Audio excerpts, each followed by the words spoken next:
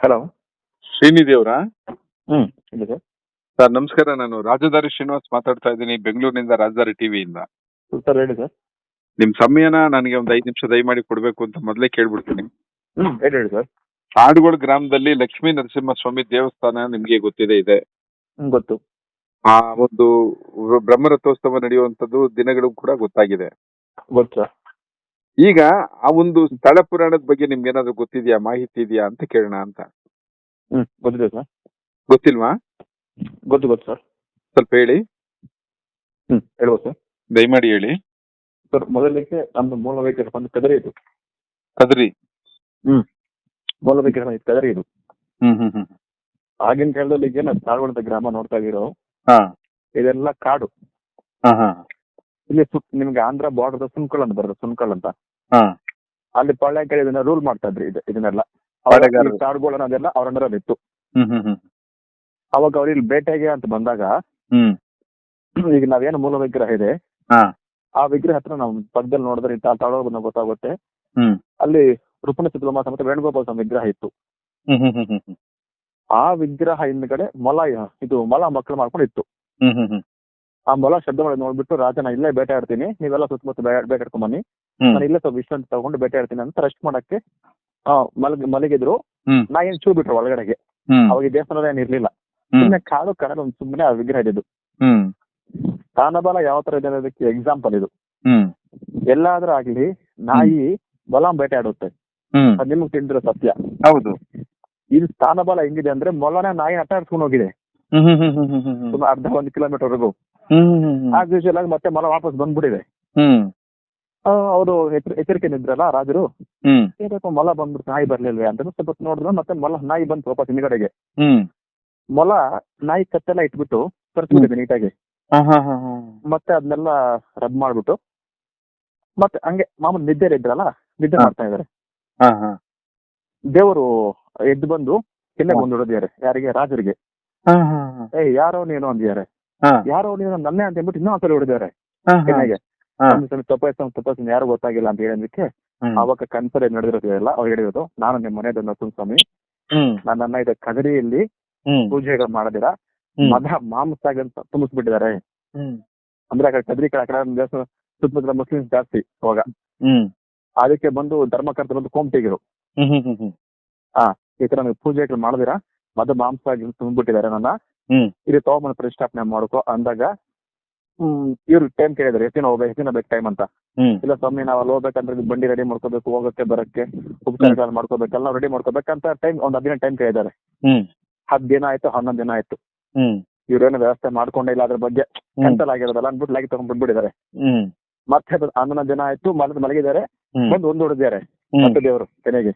ಯಾರೋ ನೀನು ಅಂತಕ್ಕೆ ಸ್ವಾಮಿ ಜ್ಞಾಪಕ ಬಂತು ಅಂತ ಹೇಳ್ಬಿಟ್ಟು ಅವಾಗ ರಾಜ್ರಲ್ಲ ಕಾಳೆ ಓದ್ಬಿಟ್ಟು ಈ ತರ ನಮ್ಮನ್ನ ಸ್ವಾಮಿಯವ್ರ ನಮ್ಮ ಮನೆಯವ್ರನ್ನ ಕನ್ಸ ಹೇಳಿದ್ದಾರೆ, ಕದ್ರಿಗೆ ಹೋಗ್ಬೇಕು, ದೇವ್ರ ಕರ್ಕೊಂಡ್ ಬರ್ಬೇಕಂತ ಇವರು ನೆನಪೋತು ಬಂದಿ ಅಂತೆ ಎಮ್ಮೆ ಕೋಣಗಳು ಆ ಎಮ್ಮೆ ಕೋಣ ಬಂಡಿ ತಗೊಂಡು ಹೋಗಿದ್ದಾರೆ. ಆಗಿನ ಕಾಲದಲ್ಲಿ ಅಬ್ಸರ್ವ್ ಮಾಡೋದು 6-7 ಗಂಟೆಗೆಲ್ಲ ಮಲ್ಕೊಂಡ್ಬಿಡ್ತಾರೆ ಜನಗಳೆಲ್ಲ. ಈಗಿನ ತರ 10-11 ಗಂಟೆ ಹೆಚ್ಚು ಹಾಕಿರಲ್ಲ, ಯಾಕಂದ್ರೆ ಬೆಳಗಿನ ಕಷ್ಟ 6-7 ಗಂಟೆಗೆಲ್ಲ ಮಲ್ಕೊಂಡ್ಬಿಡ್ತಾರೆ ಎಲ್ಲರೂ ಜನಗಳೆಲ್ಲ. ಅವಾಗ ದೇವ್ರು ಹೇಳಿದ್ರಂತ, ಈಗ ಹೋಗ್ಬೇಡಿ, ಎಲ್ಲ 6-7 ಗಂಟೆ ಆಗ್ಲಿ, ಇವ್ ಸಂಜೆ ಅಷ್ಟೊತ್ತಿಗೆಲ್ಲ ಸೇರ್ಕೊಂಡ್ಬಿಡಿದ್ರು ಕದ್ರಿಗೆ ಸರೌಂಡಿಂಗ್ಸ್ ಇಲ್ಲ. 6-7 ಗಂಟೆ ಆಗ್ಲಿ 8 ಗಂಟೆ ಆಗ್ಲಿ ಜನ ಮಲ್ಕೊಳ್ಳಿ, ಮತ್ತೆ ನಾವು ಹೋಗೋಣ ಅಂತ ಎಚ್ಚರಿಕೆ ಕೊಟ್ಟಿದ್ದಾರೆ. ಅವಾಗ ಮತ್ತೆ ಪ್ರವೇಶ ಆಗಿದೆ ದೇವಸ್ಥಾನಕ್ಕೆ. ಬಾಗಿಲು ದೊಡ್ಡದಾಗಿತ್ತು, ಬೇಗ ದೊಡ್ಡದಾಗಿತ್ತು. ಇವ್ರು ಸುಮ್ಮನೆ ಹಂಗೆ ಗಡಾರ ಹಾಕಂಗೆ ಎತ್ತಿದ್ದಾರೆ, ಬಾಗಿಲು ಓಪನ್ ಆಗ್ಬಿಟ್ಟಿದೆ. ನೋಡೋದು ದೇವ್ರ ಫುಲ್ ಎಲ್ಲ ಮಾಂಸದಿಂದ ತುಂಬಿಸ್ಬಿಟ್ಟಿದ್ದಾರೆ. ಇವ್ರು ಸುಮ್ಮನೆ ಗಡಪಾರೆ ಹಾಕಿ, ಅಂದ್ರೆ ಮತ್ತೆ ನಮ್ಗೆ ಏನಂತಾರೆ ಗಡಪಾರೆನ, ಗಡಾರಿ ಅಂತಾರಲ್ಲ, ಸುಮ್ಮನೆ ಮೇಲೆ ತಿಳಿದಾರೆ ಅಷ್ಟೇ. ಆಸ್ ಯೂಶುವಲ್ ವೆಯ್ಟ್ಲೆಸ್ ಆಗಿ ವಿಗ್ರಹ ಆಟೋಮೆಟಿಕ್ ಬಂದು ಮನೇಲಿ ಕೂತ್ಕೊಂಡ್ಬಿಡುತ್ತಂತೆ. ಸರಿ ನಾನು ಇಲ್ಲಿ ಊರು ಹೋಗ್ತಿದ್ದೇನಲ್ಲ, ಎಷ್ಟು ದಿನ ನಾನು ನೋಡ್ಕೊಂಡಿದ್ನಲ್ಲ ಧರ್ಮಕರ್ತ, ಅವ್ನಿಗೆ ಹೋಗ್ಬಿಟ್ಟು ಹೇಳ್ಬರ್ತೇನೆ ಅಂದ್ಬಿಟ್ಟು ಹೋಗಿ ಅವ್ರಿಗೆ 7 ಜನ ಮಕ್ಳು, ಅವ್ರ ಮನೆ 7 ಬಾಗಿಲು, ಅವ್ರಿಗೆ ಎಲ್ರಿಗೂ ಮಕ್ಳು ಮರಿ ಎಲ್ಲ ಇದಾರೆ. ಅವ್ರಿಗೆಲ್ಲ ಹೋಗ್ಬಿಟ್ಟು ಸಾಲಿಗ್ರಾಮ ರೂಪದಲ್ಲಿ ಅವ್ರ ಮನೆ ಬಾಗಿಲಲ್ಲಿ ಅಂತ ಹೇಳ್ತಾ ಇದಾರೆ. ಅವ ಏನಮ್ಮ ಮಕ್ಳು ಮರಿ ಇದಾರೆ, ಹಾಲಿಗೆ ಕೊಡಬಾರದಂತ ಎದ್ದಿರೇಗಿದ್ದಾರೆ ಸ್ವತಂತ್ರ ಮೇಲೆ ಮತ್ತೆ ಮಲ್ಕೊಂಡ್ಬಿಟ್ಟಿದ್ದಾರೆ. ಮತ್ತೆ ಯಥಾಸ್ಥಿತಿ ಅದೇ, 1 ಸಲ 2 ಸಲ 3 ಸಲ ಆಯ್ತು. ಅವಾಗ ಎದ್ದು ಆಚೆ ಬಂದು ನೋಡಿದ್ರೆ ದೇವಸ್ಥಾನ ಫುಲ್ ಓಪನ್ ಆಗ್ಬಿಟ್ಟಿದೆ, ದೇವಸ್ಥಾನ ವಿಗ್ರಹ ಇಲ್ಲ. ಅವಾಗ ಹೇಳಿದ್ರಂತೆ, ಇಷ್ಟು ದಿನ ನಿನ್ನ ಆಟ ನಡೀತು, ಇವತ್ತು ನಾನು ನಿನ್ ಜಾಗ ಬಿಟ್ಟು ಹೊರಟೋಗ್ಬಿಡ್ತೇನೆ ಅಂದ್ಬಿಟ್ಟು ಸಾಲಿಗ್ರಾಮ ರೂಪದಲ್ಲಿ ಗುರ್ಕೊಂಬಂದ್ ವಿಗ್ರಹಕ್ಕೆ ಸೇರ್ಕೊಂಡ್ಬಿಟ್ರು ದೇವ್ರು.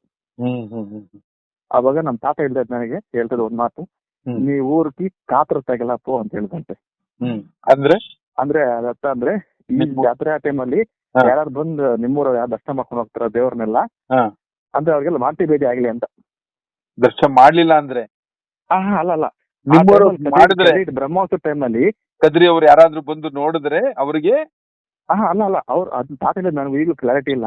ನಿಮ್ಮೂರಿಗೆ ಆ ಊರ್ನವ್ರಿಗೆ ಜಾತ್ರೆ ಬಂದ್ರೆ ಇಲ್ಲ ಹುಷಾರ್ ಇಲ್ದಿರಾ ಇಲ್ಲ ವಾಂತಿ ಭೇದಿ ಮೂಮೆಂಟ್ಸ್ ಬರುತ್ತೆ ಅವ್ರಿಗೆಲ್ಲ. ಅವ್ರು ದೇವ್ರು ಕೊಟ್ರೆ ಶಾಪ ಅವ್ರಿಗೆಲ್ಲ. ಕದ್ರಿ ಸುತ್ತಮುತ್ತ ಲೋಕಲ್ ಕದ್ರಿ ಅವ್ರು ಯಾರು ನಿವಾಸ ಇದಾರೆ ಮೂಲೂರು, ಅವ್ರ ಸ್ವಾಮಿ ಸೇವೆ ಮಾಡಿಲ್ಲಲ್ಲ, ಅದಕ್ಕೆ ಸ್ವಾಮಿ ಕೊಟ್ರೆ ಪನಿಷ್ಮೆಂಟ್ ಇದು. ಅಂದ್ರೆ ತಲೆಯಲ್ಲಿ ಯಾರಿಗಾದ್ರು ಎಲ್ಲಿ ಚೆನ್ನಾಗ್ ಗೊತ್ತಿರಿದ್ದವ್ರಿಗೆ ಆತರ ಪದದ ಅರ್ಥ ಚೆನ್ನಾಗ್ ಗೊತ್ತಿರುತ್ತೆ. ಆತರ ತೆಗೆಲ್ಲ ಪೋ ಅಂತ ಹೇಳ್ಬಿಟ್ಟು ಎಕ್ದಮ್ ಬಂದು ಬಡೇಲಿ ಬಂದು ಕುತ್ಕೊಂಡ್ಬಿಟ್ಟಿರೋದು.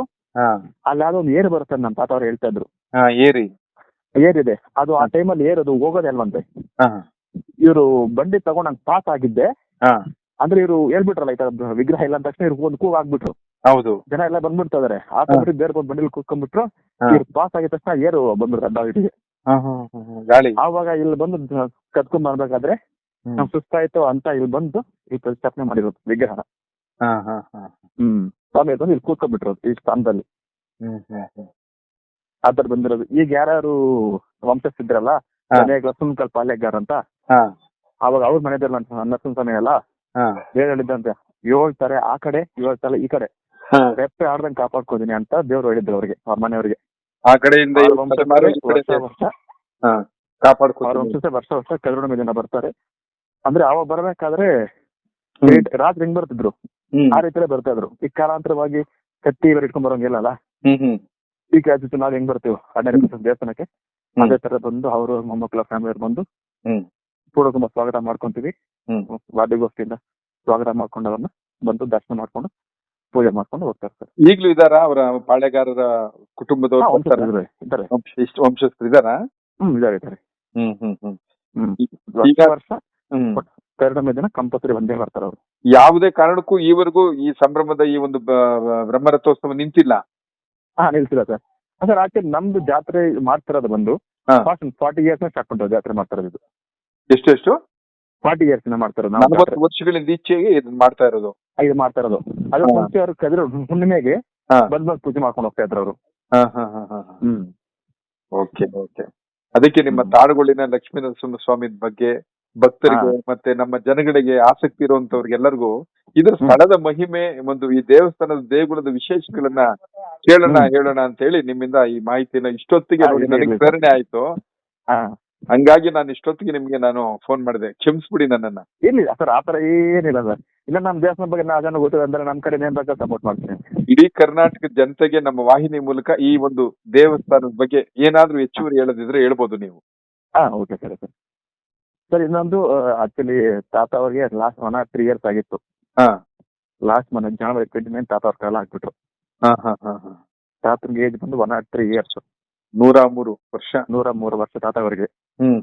ಅಂದ್ರೆ ಸ್ಥಾನ ಬಲ ಒಂದು ತಾತ ಅವ್ರಿಗೆ ದೇವ್ರ ಮೈ ತುಂಬೋರು. ನೀವು 2 ನಿಂಬೆ ನಿಮ್ ಕೈಲಿ ಇಟ್ಕೊಂಡಿರೋದನ್ನ ತಾತ ಕೈ ಕೊಟ್ರೆ ನೀವ್ ಹಿಂದೆ ಹೆಂಗಿದ್ರಿ, ನೀವ್ ಈಗ ಏನಕ್ಕೆ ಬಂದಿದ್ದೀರಾ, ಮುಂದೆ ಹೆಂಗೆ ಅಂತ ತಾತ ಅವ್ರು ಹೇಳ್ತಾ ಇದ್ರು. ನಮ್ ತಾತ ಹೆಸರು ಬಂತು ರಾಜ ಕಸ್ತೂರಾಚಾರ ಅಂತ. ನಮ್ ತಾತಂಗೆ ಒಳ್ಳೆ ಹೆಸರಿರೋದು ಬ್ಯಾಂಗ್ಳೂರ್ ಕಡೆ, ಲೋಕಲ್ ಅಲ್ಲಿ ಆಂಧ್ರ ಕಡೆ, ಸುಮಾರು ಹೈದರಾಬಾದ್ ಬರೋದು ತಾತ ಮಾತಾಡಕ್ಕೆ. ಹೌದಾ? ತಾತ ಮೈ ತಂದು ನೀವು 2 ನಿಂಬೆಹಣ್ಣು ಕೊಡೋ ಮುಖಾಂತರ ನಿಮ್ದು ಮುಂಚೆ ಹೆಂಗಿದ್ರೆ ನೀವು ಏನಕ್ಕೆ ಬಂದಿದ್ದೀರಾ, ನಿಮ್ ಮುಂಚೆ ಏನಾಗುತ್ತೆ ನೆಕ್ಸ್ಟ್ ಏನಾಗುತ್ತೆ ಅಂತೆಲ್ಲ ಹೇಳೋರು. ಅಷ್ಟು ಸೂಕ್ಷ್ಮ. ಸುಮಾರು ಜನ ತಾತ ಮೈ ತುಂಬಿ ಸಂತಾನ ಎಲ್ಲ ಕೊಡ್ತಿದ್ದಾರೆ ದೇವ್ರ ಮುಖಾಂತರ. ಎಂತವ್ರಿಗೆ ಆಗಿಲ್ಲ ಅಂದ್ರೂ ಕೂಡ ದೇವರು ಸಂತಾನ ಕೊಡಿದ್ದಾರೆ. ಮನೆ ಕಡೆ, ಬಿಸ್ನೆಸ್ಗೆ, ಆರೋಗ್ಯಕ್ಕೆ, ಬೋರ್ವೆಲ್ಗೆ, ದೇವಸ್ಥಾನ ಪಾಯಗಳಿಗೆ ಇರೋದಕ್ಕೂ ತಾತ ಹೆಸರುವಾಸಿ ನಮ್ ಲೋಕಲ್ ಅಲ್ಲಿ.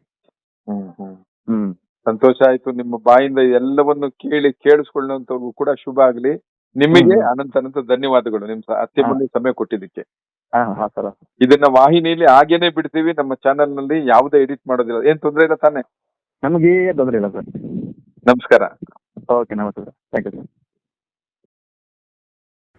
ರಾಜದಾರಿ ಟಿವಿ, ಅಡೆತಡೆ ಇಲ್ಲದ ಪ್ರಜಾದಾರಿ.